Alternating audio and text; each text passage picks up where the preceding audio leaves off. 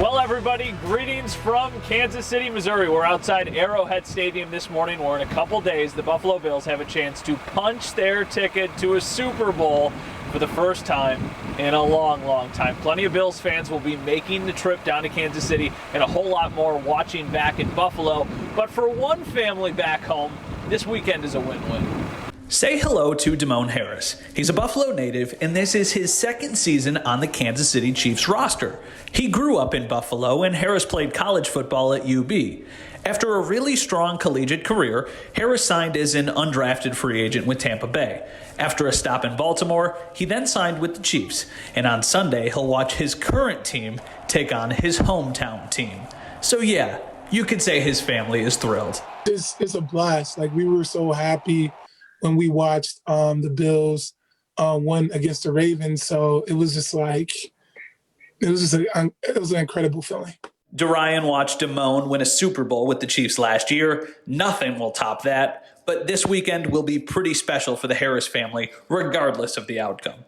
You know, wow, like just seeing such of a great Buffalo team just emerge and break records and make it this far. It's just so hard to just, you know, vote against them. You know, it's just, I feel like we're all split, but we support, you know, both.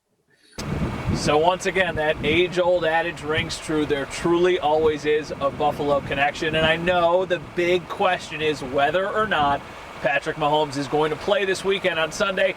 He did practice on Thursday. He was listed as limited, but according to some of the reporters who were out at practice, he took part in pretty much all the drills. So it's a safe bet to assume that it'll be Josh Allen versus Patrick Mahomes. Reporting from Kansas City, Matt Bove, 7 Eyewitness News. Thank you, Matt. At 6:35, if you need something to wear on Sunday to help you cheer for the Bills, there are plenty of local businesses with Bills gear, but they're cashing in on the Bills' success right now while things continue to run off store shelves. The manager at Sports Obsession in the Walden Galleria says all month long, Bills items have been flying off the shelves. Sales have increased by 65%. AFC East Championship shirts and Josh Allen, along with Stephon Diggs jerseys, are already gone. We've seen sales numbers that we've never seen in a January before. It's just been very crazy. It seems like every day leading up to the game just gets busier and busier. We have sold over 700 jerseys, and we could have sold an additional 800 if we had more in stock. Wow, even vintage shops like My Cousin Vintage on Elmwood Avenue have been struggling to keep Bills gear on shelves. So if you're looking for something, you got to act fast before it's too late. Let's switch gears this morning to the effort to curb the coronavirus. Next week, the Genesee and Orleans County Health Departments are opening up new COVID-19 vaccination clinics to help get people vaccinated. One clinic will be open on Mondays, Wednesdays, and Fridays at Genesee Community College. The other is at Ridgeway Fire Hall in Medina on Tuesdays and Thursdays. Appointments must be made online, and we've got a link for you right now on WKBW.com. Some areas like Erie County are still struggling to keep up with vaccine demand, having to cancel appointments. But this is actually happening nationwide. One issue is the expanding list of people who qualify to get that shot. Some areas say as the government lets more people get vaccinated, they're not getting any more shots delivered. I do think that the release of vaccines, the allocation of vaccines from manufacturers into the states, which is dictated by CDC, I think that's lagging a little bit. Experts say it's on states to make sure they've got the supply to get people their second dose of the vaccine. They also say some of the burden falls on the federal government to improve communication with states about how much vaccine is coming and when it'll arrive. New York, meantime, extending the open enrollment period for people who still need health insurance.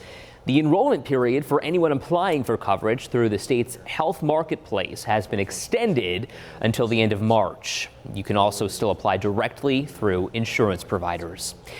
At 6:37 this morning, the U.S. Army will be at the scene of that deadly helicopter crash outside Rochester. They're hoping to find answers about what caused this crash. 3 National Guard members died on Wednesday when that helicopter crashed in Mendon. It was supposed to be a routine training exercise. Neighbors, first responders, and fellow Guard members mourned their loss during a procession to Rochester. These service members that were lost yesterday, They're more than just service members. They're members of our hometown community.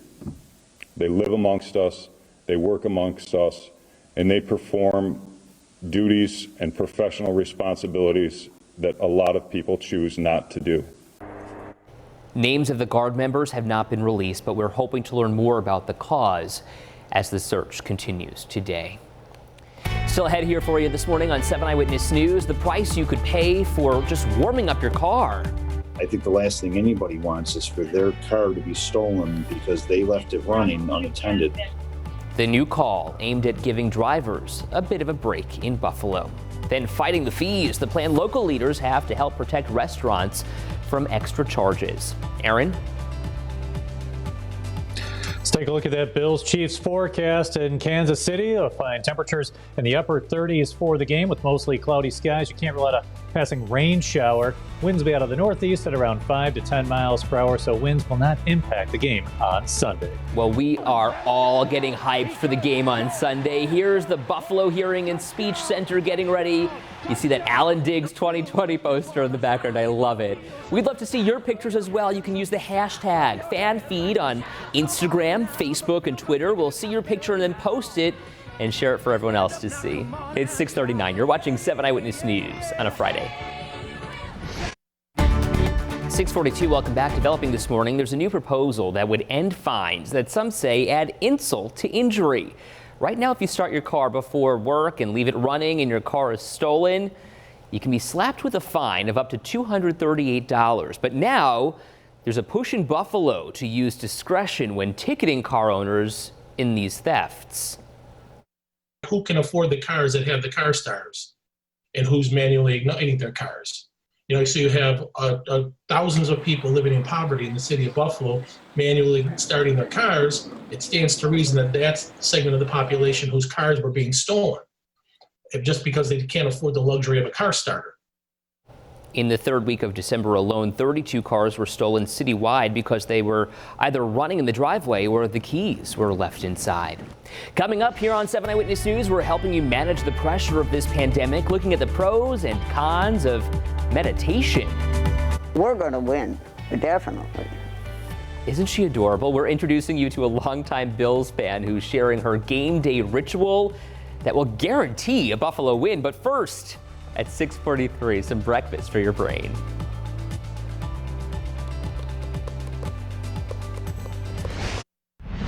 Welcome back. It's 6:45 on a Friday. Many local restaurants are back open with the return of indoor dining. Some never had to close, though, thanks in large part to delivery. But the issue now is how much those delivery companies are taking from local restaurants. Brandon Carr is the owner of the Quarter in Buffalo. He says the delivery companies like Uber Eats and DoorDash charge between 25% and 30%. The Erie County Legislature is looking to cap those fees at 20% during a declared emergency. We need to come up with something that makes sense for the entire industry to where we can still make a little bit of profit. They shouldn't be gouged by, these third-party vendors from, Silicon Valley. When we reached out to DoorDash for comment, they said, quote, pricing regulations could lead to higher costs for customers. For this cap to go into effect, the legislature in Erie County would need a public hearing first. Okay, all new for you this morning. We're looking at one way many people are managing the pressure during this pandemic, and app downloads for meditation or mindfulness have been growing since before the pandemic, but there may not be enough quality data to show who this may benefit or how. Mindfulness is basically being aware of the present moment. A study found mindfulness can help reduce stress, anxiety, and depression. It doesn't help anymore than other feel-good practices like exercise, but experts say mindfulness and meditation can reduce your energy and alertness, so it isn't something you want to do before an event or work where you need to be ready to go. And while the pandemic has disrupted a lot of things, you can add sleep to that list. Sleep specialists are finding more quarantined couples aren't sleeping as well as they used to. They say couples